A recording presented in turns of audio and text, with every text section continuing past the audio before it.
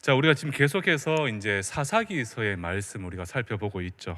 오늘 우리가 함께 나누게 될 사사기 17장의 말씀은요. 사사기서의 그 결론의 그 시작에 해당되는 그러한 부분입니다. 우리가 보통 사사기서라고 하면 이방 민족의 지배로부터 이스라엘 백성들을 지키고 구원한 그 사사들의 이야기를 우리가 알고 있죠. 그렇기 때문에 그 사사들의 대서사시가 끝날 즈음, 바로 그 결론쯤에서는 보통 사사들에 대한 평가가 등장을 해야 되는데, 오늘 우리가 살펴볼 17장의 말씀, 사사기의 결론에 해당되는 이 17장부터는 사사에 대한 이야기는 일체 등장을 하지 않습니다. 오히려 새로운 에피소드가 몇 가지 등장을 하게 되는데, 자, 그렇다면 왜 하나님께서는 이 결론 부분에 와서 사사들의 이야기를 빼신 것일까? 왜 17장에는 사사가 아닌 미가라는 한 인물의 이야기를 남기신 그 이유는 무엇일까? 우리가 이러한 의문이 들게 됩니다. 그런데 우리가 그러한 의문과 질문에 앞서서 먼저 생각해 보아야 할 것은 사사기서가 가지는 성경 내의 위치와 평가라는 것이죠. 무슨 말이냐 하면 이 사사기는요, 구약의 역사 흐름에 있어서 이스라엘 백성들이 영적으로 가장 암울하고 타락했던 시기, 바로 하나님의 율법을 가지면서도 동시에 우상을 곁에 두었던 바로 영적으로 가장 어두웠던 시기로 평가를 받고 있습니다. 그런 점에서 이 사사기서는 첫 시작부터 마지막 장까지 어떠한 내용으로 점철되어 있겠습니까? 바로 하나님의 말씀, 하나님께서 이때 주셨던 바로 하나님의 율법, 그 하나님의 이스라엘 백성들의 정체성을 결정짓는 바로 그 하나님의 율법에 대한 철저한 불순종으로 이 내용이 기록되어져 있다는 것이죠. 이러한 상황을 그대로 반영하듯이 여러분들께서 각 사사들의 그 내용들, 그 사사들의 그 이야기의 서두를 보시면 항상 동일한 문구가 기록이 되어 있는데, 3장 12절이나 4장 1절, 6장 1절과 같은 데 보시면 이렇게 기록을 합니다. 이스라엘 자손이 또 여호와의 목전에 악을 행하며, 또 매번 항상 무엇을 행했다는 것입니까? 바로 이 사사기 시대에는 언제나 이스라엘 백성들은 여호와 하나님의 목전에 악을 행했다는 것입니다. 그런데 우리가 악을 행했다는 것은 성경적으로 보면 다른 게 아닙니다. 바로 하나님께서 이스라엘 백성들에게 명하신 그 법을 지켜 행하지 않는 것, 철저히 무시하고 불순종한 것, 이것을 우리는 악을 행했다라고 말하는 것이죠. 그래서 사사기 결론 부분에 와서는 더 이상 사사들에 대한 언급이 없이 사사기 전반에 흐르고 있는 이스라엘 백성들의 그 불순종, 완악함의 이유와 구체적으로 그들이 보였던 영적인 부패와 타락상을 우리에게 보여주고 계신 것입니다. 자, 그러면 본문으로 들어와서 본문은 크게 두 단락으로 나눠져 있는데 1절에서 5절 그리고 7절에서 13절 이 두 단락으로 나눠져 있는데, 우리는 각 단락의 내용을 통해서요, 사사기 시대 당시 백성들 사이에 만연했던 그 죄악상들, 죄악의 모습들과 또 그러한 죄의 요인이 무엇인지를 우리는 한번 오늘 말씀을 통해서 한번 살펴보도록 하겠습니다. 먼저 첫 번째 단락 5절까지의 말씀을 제가 간단히 정리를 해드리면요, 에브라임 산지에 미가라는 한 인물이 있었습니다. 그런데 그는 그의 어머니의 돈 은 1,100개를 훔쳤다가 그의 어머니가 저주하는 소리를 듣고는 다시 돌려주게 됩니다. 이에 그의 어머니는 그녀가 돌려받은 은을 하나님께 바치겠다는 서원을 함과 동시에 자신의 아들을 위해서 그 돈 중 일부를 빼어서 은신상을 만들게 됩니다. 그리고 미가는 자신의 집에 신당을 두고 또 다른 에봇과 드라빔을 만들고는 자신의 아들 중, 바로 레위 지파 중 아론의 계열도 아님에도 불구하고 자신의 아들 중 한 명을 선택해서 자신의 신당의 제사장으로 세우는 그러한 모습을 보이게 됩니다. 여기까지가 우리 5절까지의 간단한 내용의 정리고요, 우리가 여기까지 내용을 바탕으로 알 수 있는 사사기 시대를 대표하는 첫 번째 죄악상은 바로 이스라엘 백성들의 율법에 대한 무지와 불순종, 그리고 죄에 대한 무감각이라는 것입니다. 아마 제가 나눠드린 그 강의안을 보시면 첫 번째 아마 죄악상이 무엇인가라고 나왔을 텐데, 바로 율법에 대한 무지와 불순종, 그리고 죄에 대한 무감각, 무슨 말이냐면 미가는 그의 어머니의 돈을 훔치고 자신의 집에 또 신당을 두고 그곳에 에봇과 드러빔을 세우고 나서는 아까 앞에서 말씀드린 바와 같이 레위인이 아님에도 불구하고 자신의 아들을 그 신당의 제사장으로 세우는 모습을 보여줍니다.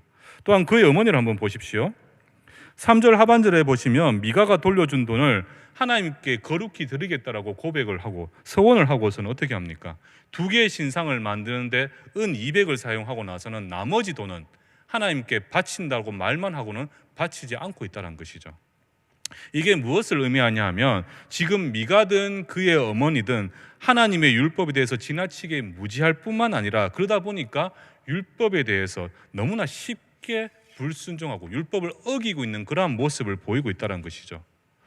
여러분들, 우리가 돈을 훔친다는 것은 10계명 중에 8계명을 어기는 큰 죄에 해당됩니다.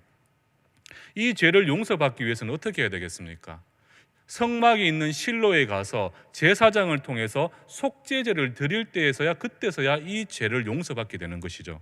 근데 미가의 모습을 보십시오. 미가의 행동을 한번 보십시오. 미가는 지금 자신이 행한 이 죄악된 행동에 대해서 전혀 개의치를 않고 있다는 것입니다. 죄를 죄로 인식하지 못한다는 뜻이죠. 게다가 계속해서 자신의 집에 신당, 개인 신당을 두고는 자신의 아들을 제사장으로 세우는 등 하나님의 율법에 너무나 무지하고 불순종할 뿐만 아니라 죄를 죄로 인지하지 못하는 죄에 대한 무감각한 모습을 보여주고 있다는 것입니다. 자, 그렇다면 그녀의 어머니는 또 어떻습니까? 분명히 앞에서 하나님께 이 미가에게 돌려받은 그 은을 하나님께 바치겠노라 서원을 했는데 그 서원을 너무나 가벼이 여기고 있다는 것이죠. 우리가 신명기 23장 21절에서 23절까지 보시면 이 율법에서 서원에 관한 내용인데 특별히 23절에 보면 이렇게 말씀을 하고 있습니다. 내 입으로 말한 것은 그대로 실행하도록 유의하라. 무릇 자원한 예물은 내 하나님 여호와께 내가 서원하여 입으로 언약한 대로 행할지니라. 그대로 네가 말한 것은 그대로 실행하고 특별히 자원한 예물은 하나님께 네가 서원한 그대로 행해라, 이렇게 말씀을 하고 있습니다. 사랑하는 우리 성도 여러분들, 지금 미가와 그의 어머니에 대한 이 에피소드는요, 사사가 등장하기 이전에 사사기 시대를 보면 초창기에 해당됩니다. 바로 가나안을 정복한 지 얼마 되지 않은 때라는 것이죠. 실로에 하나님의 성막이 있었고 그곳에 제사장들이 있었습니다. 그리고 하나님께서는 친히 율법을 통하여 모든 이스라엘 백성들을 친히 다스리고 있던 그러한 시대였습니다. 그럼에도 미가와 그의 어머니는 철저히 하나님을 떠나서 율법을 어기고 죄를 죄로 전혀 인식하지 못하고 있었다는 것이죠. 그런데 결국 이들이 그럴 수밖에 없었던 이유가 무엇 때문일까? 그들이 이렇게 하나님의 백성임에도 불구하고 하나님의 법을 떠나서 하나님께 이렇게 죄악된 행동을 할 수밖에 없었던 그 이유는 무엇 때문일까? 사사기 2장 12절 보시면 이렇게 말씀을 합니다. 애굽 땅에서 그들을 인도하여 내신 그들의 조상들의 하나님 여호와를 버리고 다른 신들 곧 그들의 주위에 있는 백성의 신들을 따라 그들에게 절하여 여호와를 진노하게 하였으되, 그들의 주위에 있는 백성들의 신들, 그들을 따랐다, 이렇게 이야기를 합니다. 바로 이스라엘 백성의 가나안화가 되었다는 뜻이죠. 이스라엘 백성들의 가나안 백성화, 가나안 백성들의 풍습을 쫓게 되었고 보기에 좋은 그들의 문화에 빠져 세속화되면서 자연스레 하나님의 율법을 떠나서 순종하지 않고 이방인들과 동일한 삶을 살아가게 되었다는 것입니다. 사랑하는 우리 성도 여러분들, 근데 여기서 우리가 한 가지 기억해야 될 한 가지 사실은요, 우리가 하나님의 말씀을 알고도 불순종하는 것, 그리고 죄를 죄로 깨닫지 못한다는 것은 단순한 그냥 한 가지 죄로 끝나는 것이 결코 아니라는 거예요. 바로 죄를 죄로 깨닫지 못하고 하나님의 말씀을 알고도 행하지 않는 이 불순종하는 것은요, 바로 하나님의 인내를 시험하는 것과 다를 바가 없다는 사실입니다. 우리가 신명기 6장 16절에 보시면요, 모세가 이스라엘 백성들을 불러서 모아놓고는 이스라엘 백성들에게 이방신을 따르지 말고 하나님의 율법을 지키지 않는 것에 대해서 뭐라고 이야기한 줄 아십니까? 너희가 마사에서 하나님을 시험한 것과 같이 그것은 바로 너희 하나님을 시험하는 것과 똑같다. 이렇게 이스라엘 백성들을 향해서 이야기를 하고 있습니다. 바로 하나님의 율법을 알고도 지키지 않는 것은, 바로 이것이 죄로 깨닫지 인식하지 못한다는 것은 바로 하나님의 인내를 시험하는 것과 동일하다는 뜻이죠. 그리고는 신명기 28장 15절에 보시면 이 불순종, 하나님의 말씀에 대한 불순종에 대해서 다음과 같이 경고를 하고 있습니다. 내가 만일 내 하나님 여호와의 말씀을 순종하지 아니하여 내가 오늘날 내게 명하는 그의 모든 명령과 규례를 지켜 행하지 아니하면 이 모든 저주가 내게 임하며 너에게 이를 것이니. 여러분들, 지금 성경은 분명히 말씀을 하고 있죠. 하나님의 백성이 하나님의 말씀과 명령을 듣고도, 즉 알고도 이 말씀을 지켜 행하지 않는 것은 하나님을 시험하는 것일 뿐만 아니라 또 무엇이라는 겁니까? 바로 하나님의 심판의 이유가 된다는 사실입니다. 그리고 그 심판의 끝은 무엇인가? 신명기서는 일관되게 다음과 같이 이야기를 하고 있습니다. 진멸하게 될 것이다. 사랑하는 우리 내일의 성도 여러분들, 하나님의 율법, 이 귀한 말씀과 법은 우리로 이 세상과 구별된 하나님의 백성에게만 주어지는 징표와도 같습니다. 또한 열왕기하 22장 13절 하반절에 보시면요, 우리를 위하여 기록된 모든 것이다, 이렇게 표현을 하고 있어요. 결국 하나님의 이 율법이라는 것은 바로 이 세상과 구별된 우리에게만 주어진 하나님의 백성이라는 그 징표일 뿐만 아니라 바로 우리를 편안케 하고 선한 삶으로 인도하기 위해 주신 하나님의 은혜가 된다는 사실입니다. 우리를 옥죄고 우리의 행동과 우리의 생각과 우리의 삶을 옥죄려고 준 것이 아니라 바로 우리로 하나님의 거룩하신 선한 백성으로서의 삶을 살아갈 수 있도록 베풀어 주신 은혜가 된다는 사실이죠. 결국 백성으로서의 징표, 백성을 향한 하나님의 은혜, 결국 하나님의 율법은, 이 진리의 말씀은요, 궁극적으로 우리를 향한 여호와 하나님의 사랑의 증거가 된다는 사실입니다. 요한복음 14장 23절에 보시면 이렇게 말씀을 합니다. 예수께서 대답하여 이르시되 사람이 나를 사랑하면 내 말을 지키리니 내 아버지께서 그를 사랑하실 것이요 우리가 그에게 가서 거처를 그와 함께 하리라.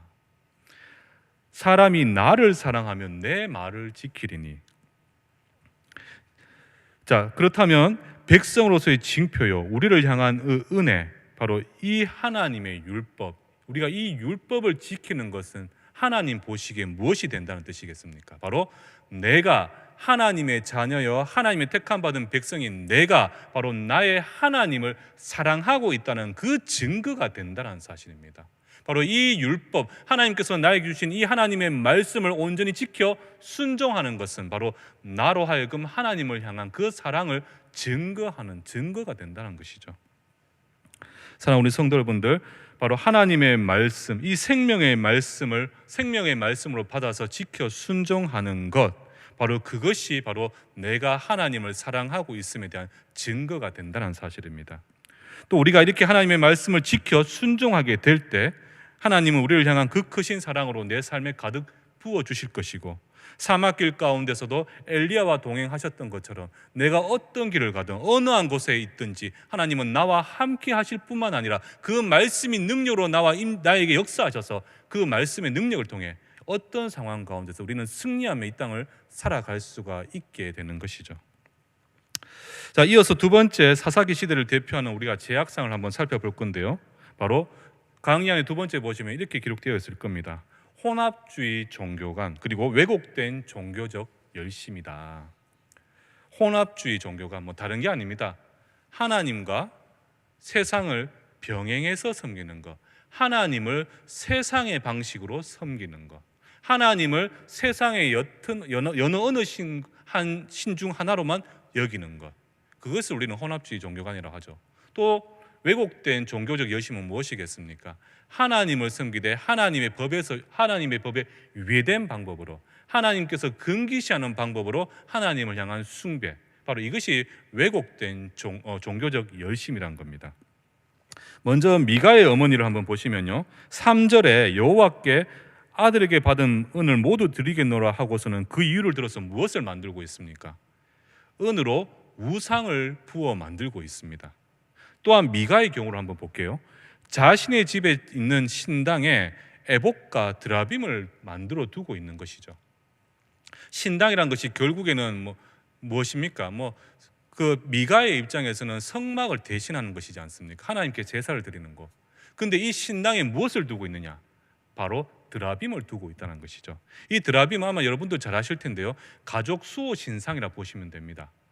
우리 창세기 35장 4절에 보면요, 야곱이 가족들과 함께 베들로 올라가기 전 자신과 자신의 가족을 거룩히 하기 위해서 자신의 집에 있는 이방 신상을 상수리 나무 아래 묻게 되는데, 그 이방 신상이 바로 드라빔이라는 것입니다. 한마디로 우상이라는 것이에요. 하나님을 숭배한다는 명분하에서 우상을 새겨 만들고 드라빔을 두어서 신당에 두는 행위, 이것은 바로 하나님을 향한 경배와 숭배가 아닌 바로 우상 숭배에 해당이 된다는 사실입니다. 우리가 사사기 6장에서 기드온의 집만 보더라도 어땠습니까? 하나님의 백성이라고 스스로 고백하면서도 그 집에는 아세라 신상과 같은 수많은 이방 신상들이 있었지 않습니까? 이미 앞서서 언급해 드렸겠지만 결국 미가로 대표되는 이 당시 이스라엘 백성들은요, 하나님의 선민이라고 하고 하나님을 믿는다라고 고백을 하지만 정작 하나님의 율법이 아닌 가나안의 풍습을 쫓아서 하나님을 숭배하고 더 나아가 하나님과 우상을 겸해서 섬기고 있었다라는 것입니다. 이것은 당시로 보기만 하더라도 여호와 유일신 사상에 이방 풍습이 가미된 혼합주의 종교관이라는 것이죠. 그리고 우리가 사사기를 살펴보면 처음부터 끝까지 이스라엘 백성들이 보여주고 있는 신앙의 모습이기도 하는 것입니다. 그리고 성막에 실로가 있다고 말씀드렸잖아요.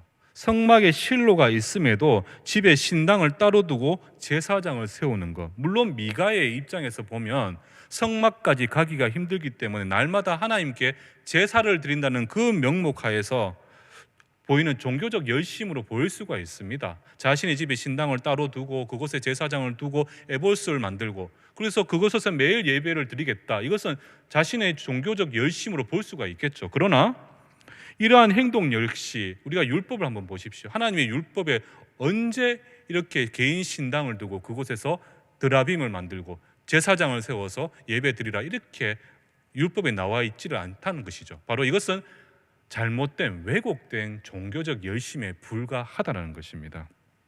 적어도 하나님께 제사를 드리고 하나님께 경배하기 위해서는 율법으로 하나님께서 정하신 법과 규정을 쫓아서 그분을 섬기는 것이 마땅하다는 것입니다.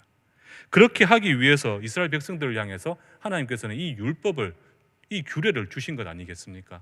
율법 어디에 신당을 만들고 레위인도 아닌데 제사장을 두고 에봇을 만들고 드라빔을 두라, 이렇게 나오고 있습니까?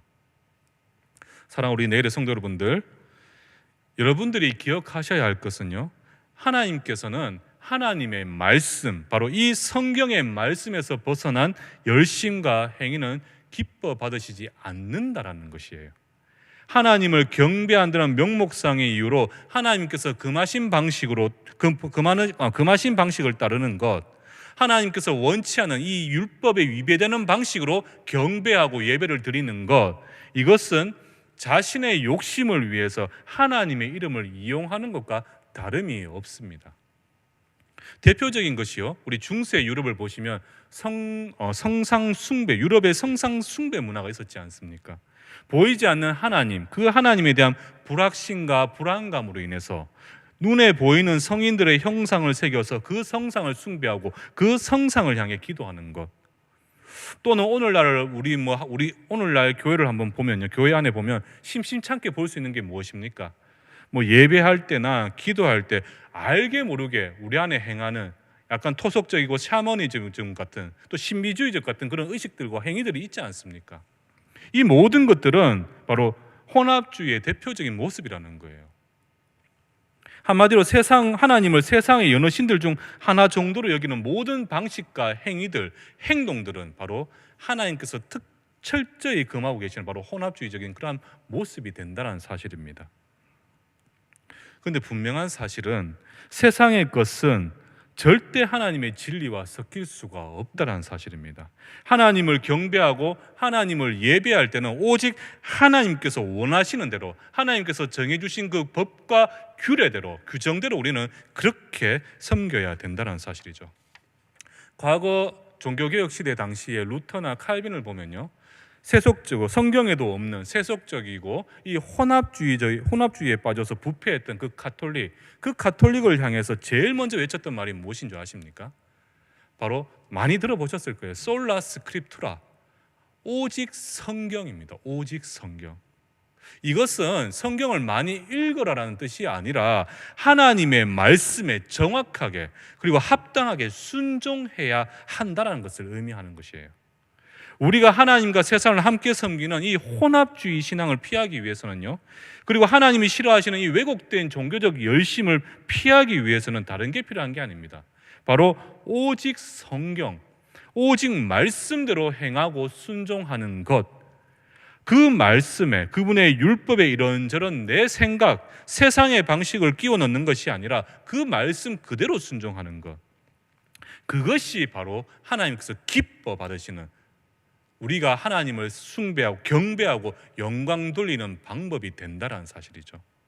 그리고 이것이 내 삶의, 내 신앙의 첫 번째 기조가 될 때 우리는 정확하게 하나님 뜻에 부합한 거룩하고 정결함을 입은 삶을 살아갈 수가 있게 되는 것입니다. 그리고 마지막으로 우리가 이제 이 사사기 17장을 통해서 살펴볼 수 있는 그 시대의 대표적인 제약상은요, 바로 기복주의 신앙입니다. 아마 기복주의에 대해서는 여러분들께서 어떤 뜻인지 이미 알고 계실 겁니다. 바로 그 시대에 만연한 기복주의 신앙이라는 것이죠. 7절에서 13절까지를 우리가 간단히 정리하자면요, 미가의 집에 거처가 없이 떠돌던, 그 거처를 찾아 헤매던 레위인 한 명이 오게 됩니다. 그때 미가는 어떻게 합니까? 그 레위인을 환대하고 돈과 옷을 주면서 자신의 신당, 자신의 집에 있던 그 신당의 제사장으로 삼게 되었다는 것이죠. 그리고는 13절 말씀에 보면 이렇게 고백을 하고 있습니다. 레위인이 내 제사장이 되었으니 이제 여호와께서 내게 복 주실 줄을 아노라. 레위인이 이제 드디어 우리 집에 있는 신당에 제사장으로 세워졌으니까 이제는 하나님께서 나에게 복 주실 일만 남았어, 이렇게 고백을 하고 있다는 것이죠.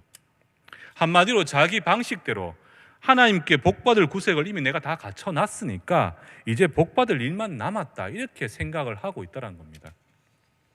여기서 우리가 이제 미가가 가지고 있는 기복주의 신앙을 살펴볼 수가 있는 것이죠.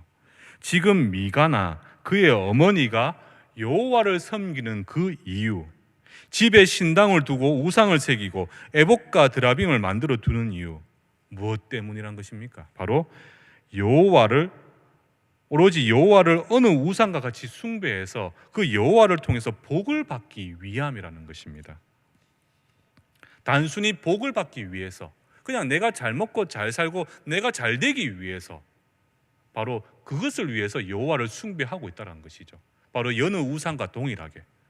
그런 점에서 지금 미가에게 있어서 레위는 어떤 존재이겠습니까? 바로 여호와의 복을 가져다주는 부적과 같은 그런 존재에 불과하다는 것이죠. 자, 그렇다면 미가의 어머니는 2절과 4절 한번 보십시오. 이 2절과 4절을 통해서 알 수 있는 것은 그녀 역시 바로 돈이 그녀에게 있어서 하나님이 주시는 복이라는 사실입니다. 더군다나 그러한 세상적 의미로서의 복을 더 많이 얻기 위해서 무엇을 만들고 있습니까? 바로 신상을 새겨 만들고 있지 않습니까? 쉽게 말해서 지금 미가는요, 하나님을 이용해서 복, 한마디로 세상적인 의미에서의 물질이든 부와 명예와 권력이든 건강이든 자녀가 잘 되는 것이든 세상적 유익을 받아내는 것이 그의 유일한 관심사가 된다는 사실입니다. 바로 하나님을 섬기는 이유는 다른 게 아니라는 것이죠. 복 받기 위해서, 내가 잘 먹고 잘 살기 위해서, 바로 그것 때문에 이 여호와 하나님을 섬기고 있다는 사실입니다. 자, 그렇다면요, 앞에서 언급해드린 바와 같이 세 가지 제가 이 제약상을 제가 한번 보여드렸지 않습니까?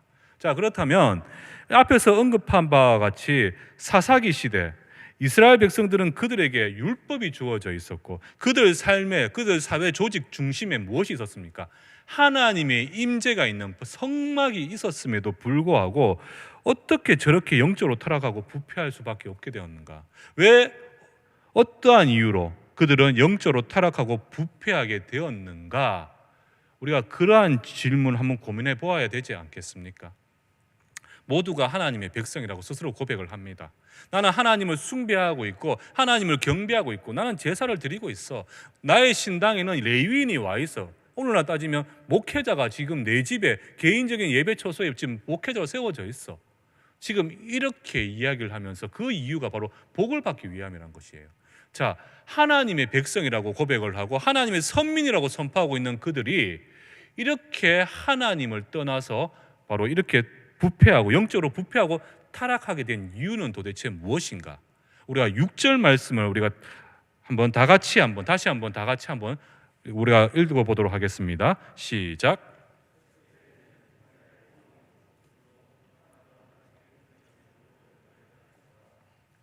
그때에는 이스라엘의 왕이 없었으므로 사람마다 바로 무엇으로? 자기 소견에 옳은 대로 행했다라고 말씀하죠. 왕이 없었기 때문에 누구라도 통제하고 나의 행동과 내 생각과 판단을 통제할 수 있는 왕이 없었기 때문에 사람마다 저마다 자기 소견에 오른 대로 하나님의 말씀과 하나님의 뜻과 하나님의 법이 아닌 내 소견에 오른 대로 행하였더라. 이렇게 사사기 저자는 결론을 내리고 있는 것입니다.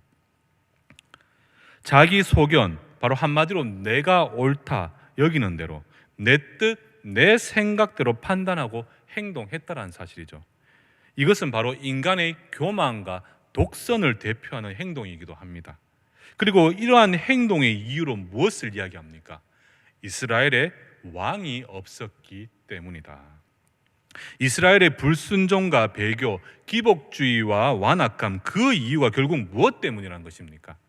바로 이스라엘에 왕이 없었기 때문이다. 이렇게 말씀을 하고 있습니다. 그런데 여러분도 한번 생각을 해보십시오. 제가 앞에서 말씀드린 바와 같이 이 사사기의 시간적 배경, 17장의 시간적 배경을 보면 출애굽을 하고 가나안을 정복한 지 얼마 채 되지 않은 시기라고 볼 수가 있습니다. 18장에 보면 단지파가 이동하는 그 내용이 나오는데 그것을 통해서 우리가 무엇을 알 수 있냐면 이 17장과 18장의 시간적 배경은 바로 사사기의 초창기를 배경을 삼고 있다는 뜻이에요. 자, 사사기 초창기 그 시대, 바로 가나안을 정복한 지 얼마 되지 않는 그 시대, 물론 그들에게 제도적으로 왕은 없었습니다. 그러나 진짜 왕이 없었는가? 아니죠. 당시 이스라엘은 보이지는 않지만 여전히 당신의 백성들의 삶을 관여하시고 그들의 조상에게 약속하신 대로 그들을 지키시고 먹이시고 보호하시는 바로 여호와 하나님께서 바로 그들의 왕으로 계속해서 그들을 다스리고 계셨다는 사실입니다. 우리가 성막에 있는 법궤, 그 법궤 위에 친히 하나님께서는 임재하셨고요, 또 그들에게 주어진 율법을 통해서 친히 백성들을 다스리고 있던 시기, 바로 백성들의 왕이셨던 시기가 바로 이 사사기 초창기 17장의 시대라는 것입니다. 그런데 백성들의 교만과 완악함, 이방인들의 문화와 풍습에 빠져 더 이상 하나님이 그들의 삶에 필요 없게 되었다라는 것이죠. 더 이상 왕으로서 그 존재가 필요 없게 되었다라는 사실입니다. 그것을 잘 보여주는 말씀이 사무엘상 8장 7절 하반절에 보시면 이렇게 말씀을 합니다. 이는 그들이 너를 버림이 아니요 나를 버려 자기들의 왕이 되지 못하게 함이니라. 여전히 말씀으로, 율법으로, 또 성막에 임재하셔서 당신의 백성들을 친히 다스리고 통치하고 계셨고 그들의 왕으로 임하고 계셨음에도 불구하고 바로 이스라엘 백성들 스스로가 그들의 교만과 완악함으로 말미암아 또 이방 문화의 풍습을 쫓아 세상을 쫓아 살아가게 되면서 어떻게 되었습니까? 더 이상 하나님을 자신들의 왕으로 세우려고 하지 않았다는 사실이죠. 하나님이 아닌 세상을 자신들의 왕으로 삼게 되었다는 사실입니다. 그리고 하나님을 떠나서 더 이상은 세상과 우상을 함께 겸하게 되었다는 것이죠. 또한 하나님을 섬기는 목적은 오로지 자신들의 세상적 유익, 세상적인 그 기쁨을 위해서, 복을 위해서 그들은 여호와 하나님을 섬기게 되었다는 사실입니다. 참 놀랍지 않습니까? 이스라엘의 왕이 있었음에도 불구하고 왕을 거부했습니다. 자신들을 통치하셨던 그 왕을 거부하고 하나님께서 그 통치의 수단으로 주셨던 그 율법마저 그들은 거부하고 불순종하게 되었다는 것이죠. 그런데 그 시기는 하나님께서 함께 하셨던, 출애굽을 하시고 가나안을 정복할 때 함께 하셨던 그 시간이었다는 것이에요. 오랜 시간 하나님을 가장 가까이에서 경험하던 이 이스라엘 백성들이 그들의 교만과 그들의 오만함으로 인해서 이방 문화를 가까이 하면서 하나님이 아닌 이 세상을, 바로 저 우상이 그들의 왕이 되었다는 사실입니다. 자, 그렇다면 사랑하는 우리 성도 여러분들, 지금 말씀을 통해서 우리를 한번 비춰보면 지금 우리의 모습은 어떻겠습니까? 적어도 하나님이 보시기에 이 사사기 시대를 바라보고 있던 하나님의 관점에서 지금의 우리를 바라보게 된다면 지금 우리는 하나님 보시기에 어떠한 모습으로 비춰지고 있을까? 바로 영적 이스라엘 백성인 우리는 지금 하나님 보시기에 어떠한 모습으로 보여지고 있겠습니까?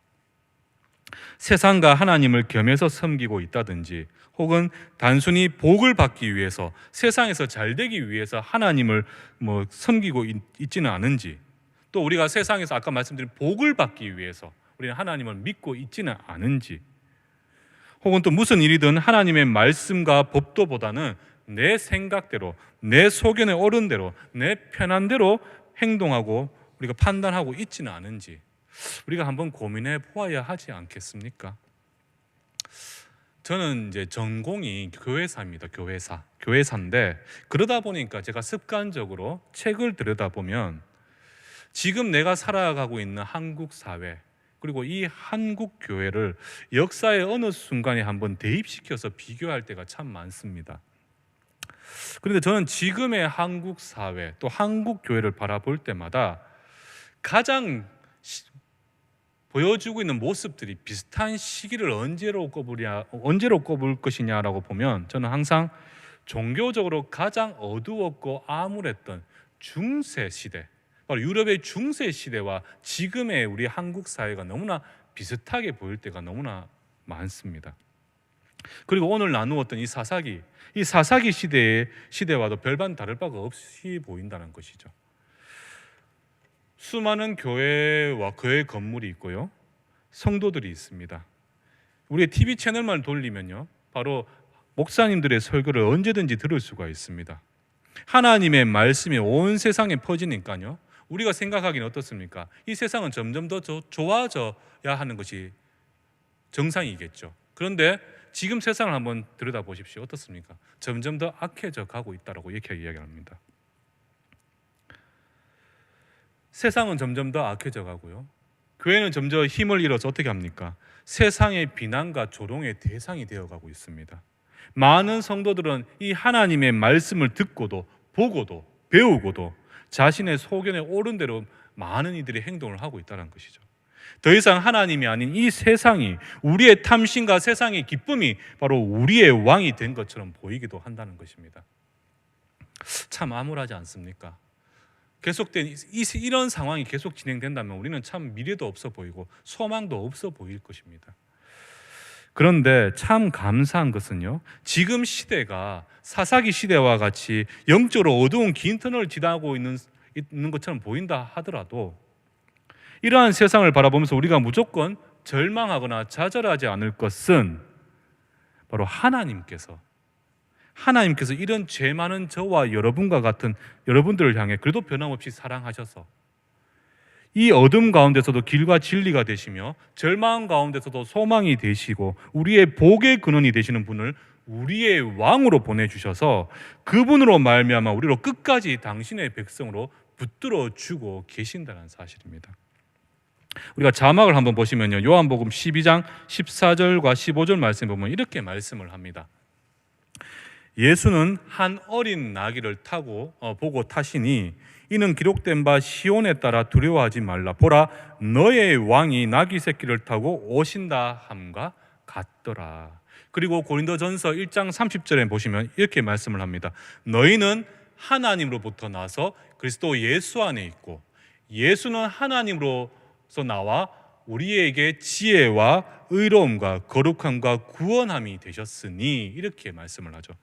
바로 예수 그리스도, 온 이스라엘의 영원한 왕이 되시는 독생자 예수를 우리에게 보내주셔서 우리로 그분 안에 거하게 될 때 예수로 말미암아 이 악한 세상을 분별하게 되는 참된 지혜를 얻게 될 것이고 세상 풍조와 구별된 주님의 그 의로움과 거룩함을 덧입어서 더 이상 죄와 사망의 종로로 타는 것이 아니라 오직 예수 그리스도, 우리의 구주 되시고 영원한 생명 되시는 하나님의 백성으로 끝까지 살아갈 수 있도록 우리를 붙들어 주게 되신다는 겁니다. 바로 예수 그리스도, 우리의 영원한 왕이 되신 예수 그리스도로 말미암아 우리는 이 암울한 세상 가운데서도 하나님의 거룩한 백성으로서 그 의로움을 덧입어서 구원함으로 말미암아 더 이상 죄와 사망의 종로로 타는 것이 아니라 바로 영원하신 하나님의 생명 되신 하나님의 거룩한 백성으로서 우리는 이 땅을 살아갈 수가 있게 된다는 사실이죠.